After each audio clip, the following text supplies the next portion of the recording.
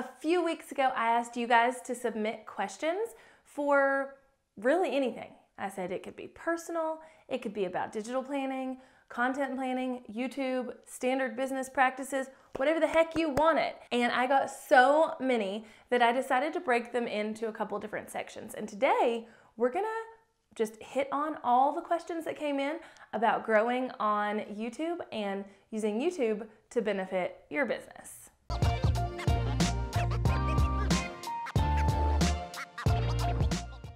So I came in here, I put on this shirt, and I was like, oh yeah, I like green. I like myself in green. And then I was like, I'm sitting in a green chair.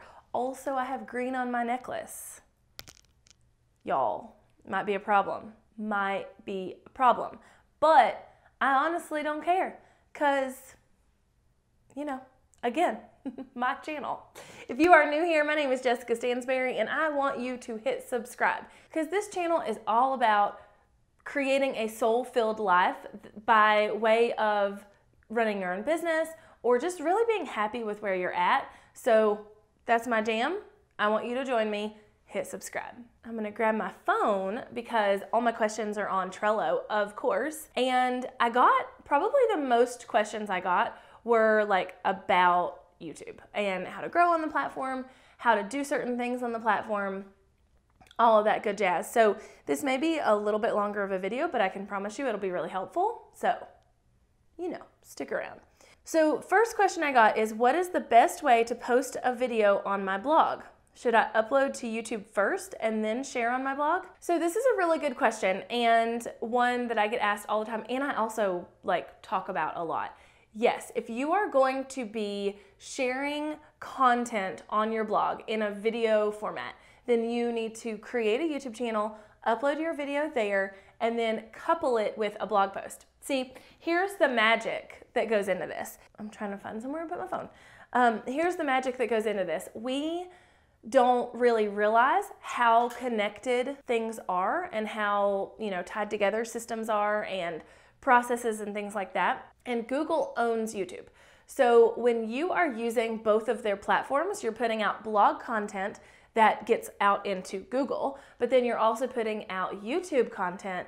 You are making them kind of happy. And this is actually what I did for the first year or year and a half of my like YouTube career. And I also didn't grow because I didn't push the platform and I didn't do things to make YouTube happy, but it still got me found on Google that way, which was really, really awesome. So yes, upload to YouTube, pair it and embed it with a blog post, and you will not regret it, I promise. Somebody asked me if I'm still editing my own videos, and the answer is mostly no, but sometimes yes.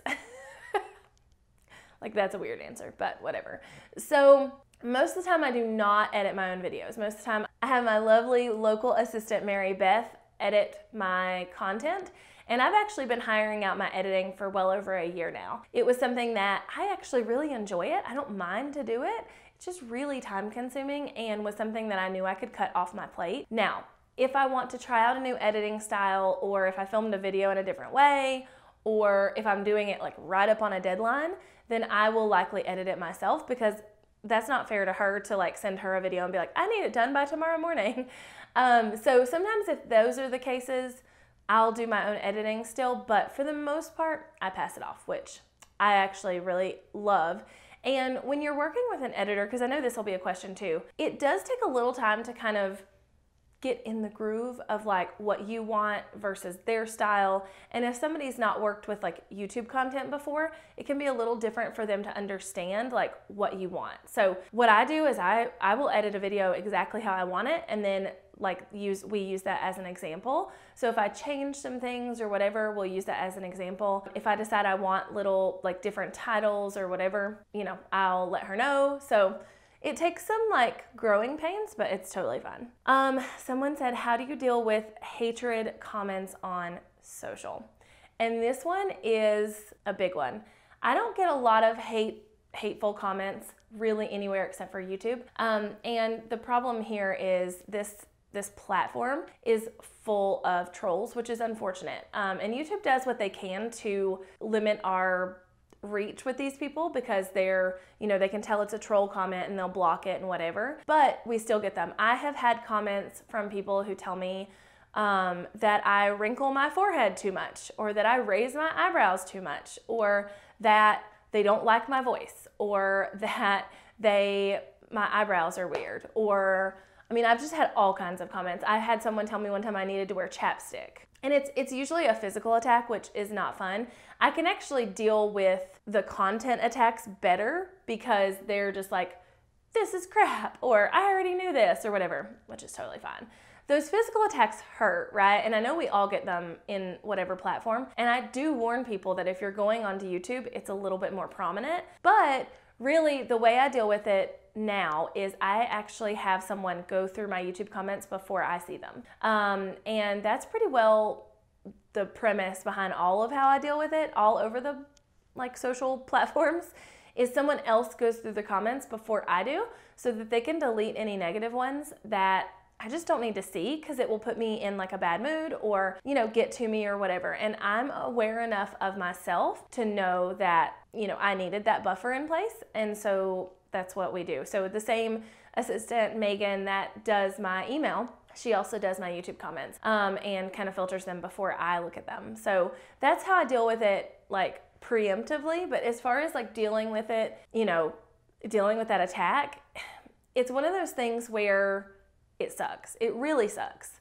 However, it is kind of part of being online and, being someone who puts their life out in the public. There's no excuse for people being ugly and mean and gross and whatever else, but we do have to know that that's part of what we do, right? So the other way to deal with it once I actually see it is I will bless and release it. I will make sure that I know that it says more about them than me, and it still bothers me, right? When someone says oh, you need whatever, I just got my hair done yesterday and my head's itching from the color.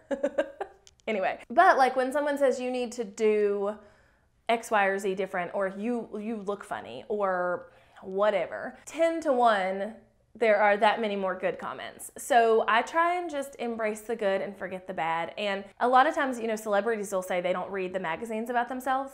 I'm the same way. I try to filter them out, and so I don't actually see them, which works really well for me. And if you can't get that done, then I would say, just really focus on embracing the positive over the negative, and remembering that those negative people, what they said says more about them than it does about you. They are hurting in some way, or they are just not good people, and you don't need them in your life. So that's kind of how I deal with that. So someone said, what do you prefer most, blog writing, podcasting, or YouTube? I definitely prefer video. I can sit down and talk off the cuff really easily. It's something I've always been decent at, back in college, when we would do group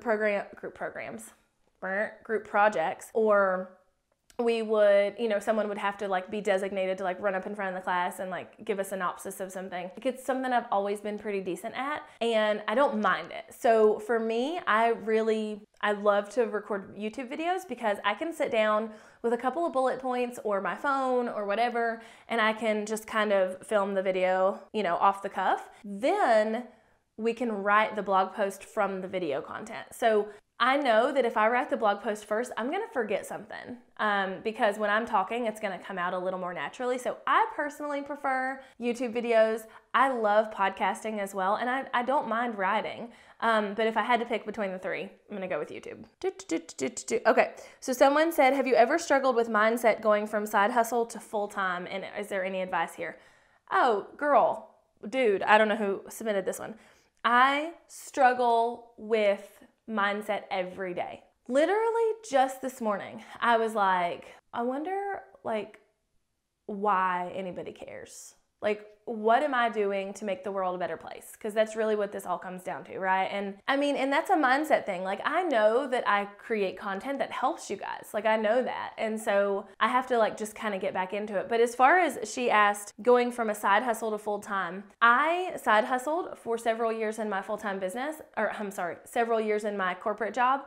But it wasn't the same business that I started when I actually quit my job. So that was a little different, and one I don't know that I can speak to super well. But the biggest thing for me is that people don't take you serious when you work from home. still to this day, and I'm not afraid to say this, I make a lot more money than my husband does. He knows that, I know that, our taxes show it. Like it's, you know, it's something where I'm making the majority of the money, which is fine. Like we don't care. But people just assume because I work from home that I'm just kind of like, oh, you know, she probably makes enough to pay for groceries or whatever. And people will say that to him and I both, like especially like the people who know us locally and don't really understand the online world. And I think that's probably the biggest struggle, is not letting that get in your head, because people don't see working from home or online businesses as like real right now, especially if they've had no experience with it.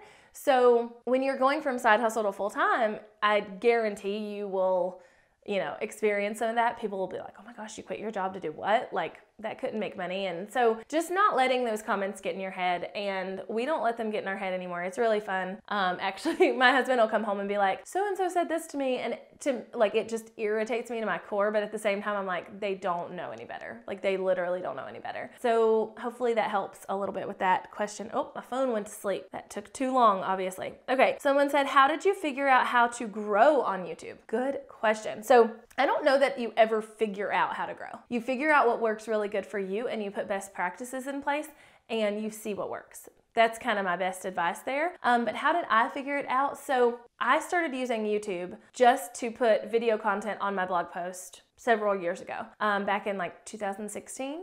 Probably, and didn't actually start growing on YouTube until late 2017 is when I started picking up traction and getting a little bit more like growth happening here on the platform. And the difference in those two things was that I took like this growing on YouTube thing serious, and I made it my job to figure out how to do it. So what really helped me more than anything was consistency and good content, as well as collaborations, and really like networking with people who could help me and help get my things out into the world. And then from there, it was, you know, keyword heavy posts and videos and things like that. But to say like, how did you figure out how to grow? I'm not sure I can answer that, because I just made myself a constant student of YouTube, and the people who were teaching it before me and are still teaching it, like Tim Schmoyer and Daryl Eves and Sean Cannell and Owen Video, and just like all the Sunny Lenarduzzi, all these people who kind of came before me. I made myself a student of their content because I knew that, you know, it was going to help me. Once I decided to kind of switch and start teaching YouTube, I don't watch as much of their content anymore, mainly because I don't ever want to be like accused of stealing someone's content or copying or anything like that. And I want to make sure that I'm teaching you in the way that I explain it best, and I don't want to be skewed by someone else's explanation. So, which is, you know, their explanations are great. I just know that the way I explain it is going to resonate with my audience. The way they explain it's going to resonate with theirs, and that kind of thing. So make yourself a constant student. That will help more than anything when you're trying to figure out how to grow, and like know what works for you, because what works for me might be different than what works for you, and vice versa. All right, so someone said affiliate marketing tips, and that's like way too much for me to get into in a Q&A video, but I do have some affiliate marketing videos, and I will link them below, and there might be one popping across the screen right now as well. So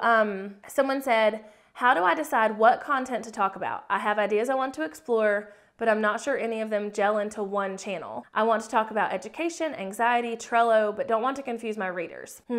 This has been a big topic in my community lately, because I came out and said like, hey, I'm gonna not do as much like talking head instructional videos like all the time. I'm gonna get more real with you guys and get on here and, you know, sit down and talk and all of that stuff. And so a lot of times people have been saying like, oh, well, then I can do that too, which you can.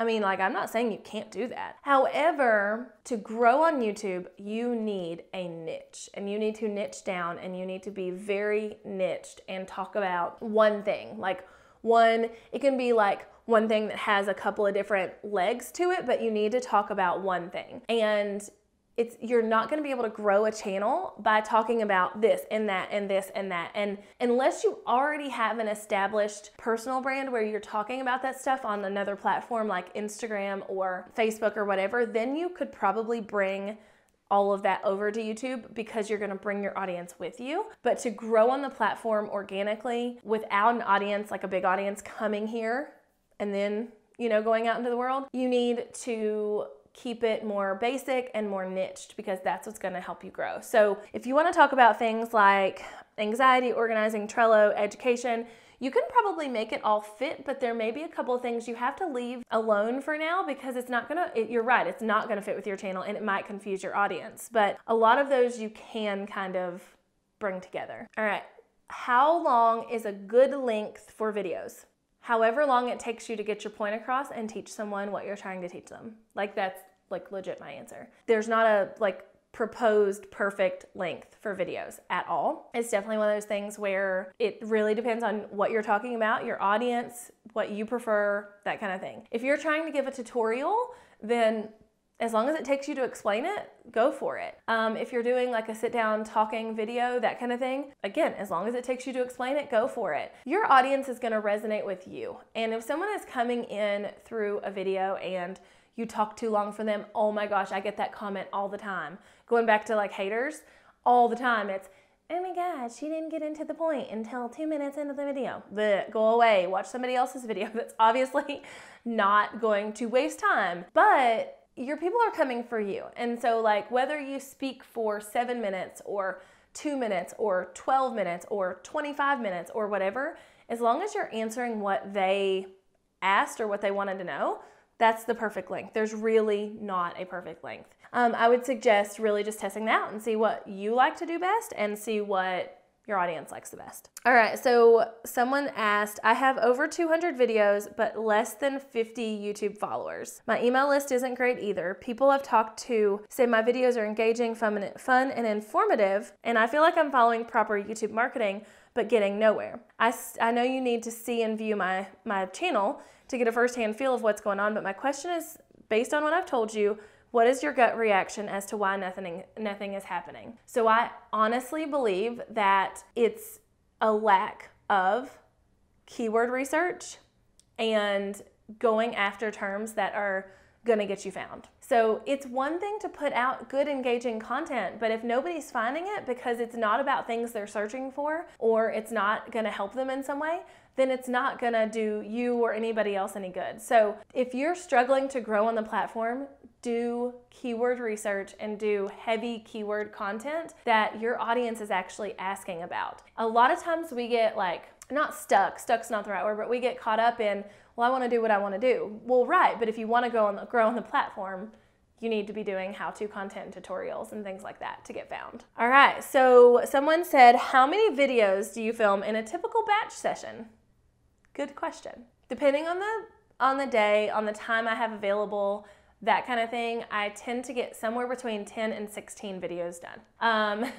And that sounds like a lot, but a lot of my videos are like 7 minutes or less. So for me, like it doesn't take that long. It takes a couple of hours, depending on, you know, like whether I'm on a roll or not. And then I send them off to my editor and we're done. But yeah, I mean, it really just depends.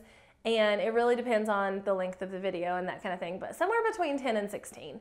And then I know that gets me at least a month of content.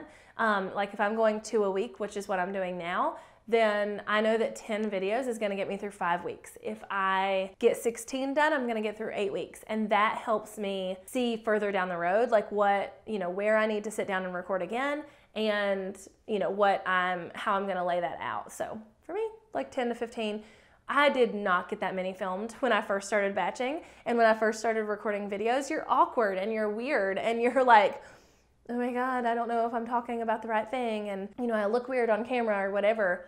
So I get it. Like you're probably not going to get that many filmed in a sitting when you're first starting, but you will work your way up to getting a couple more filmed. And if I keep like rolling my eyes, it's because my contacts are being like super weird today. Super weird. Sorry, y'all. Okay. So someone asked, and I only have a couple more. A couple of them are long, but only have a couple more. I'm so overwhelmed by optimizing my channel, even with the help of TubeBuddy. Anyway, you can do a video on how to create tag groups. By the way, this is going to make sense on why I'm doing this as a question in the Q&A and not just doing a video on it. My issue is my audience needs to be tweaked a bit for some videos. So I need a couple of saved profiles for when I upload. This is killing me. I start from scratch all the time, or I don't do it. So this one's really important because I think that people have this same misconception. I love TubeBuddy. I use TubeBuddy, and I love the people behind TubeBuddy. Shout out to Phil, who is not 50-some years old. Inside joke, but shout out to Phil. I love TubeBuddy. I love the platform. I love the tools. Creating groups of tags in TubeBuddy is a great, great tool. It's like amazing, and it will help you have some things together that you can like put on your videos or whatever, but it is not actually what you need to be doing for every video. So this person, whoever submitted this, seems to be overwhelmed by not being able to put the same tags on every video. You don't need to. You need to always be putting different tags on every video. Your tags are video specific, not channel or person specific. So if you are doing a video about Trello, and then you're also doing a video about how to organize your office, those tags are going to be totally different, even if they're in the same realm of organization, digital organization, whatever. So people get caught up in this because it is, you know, like it feels easy to create groups of tags. You actually don't need to be doing that. You need to be creating new tags, using new tags for every single video you put out there. So creating tag groups is great, and I know that's not the answer you wanted, but it really is the truth. Your keywords need to match the video, and they need to be different for everyone.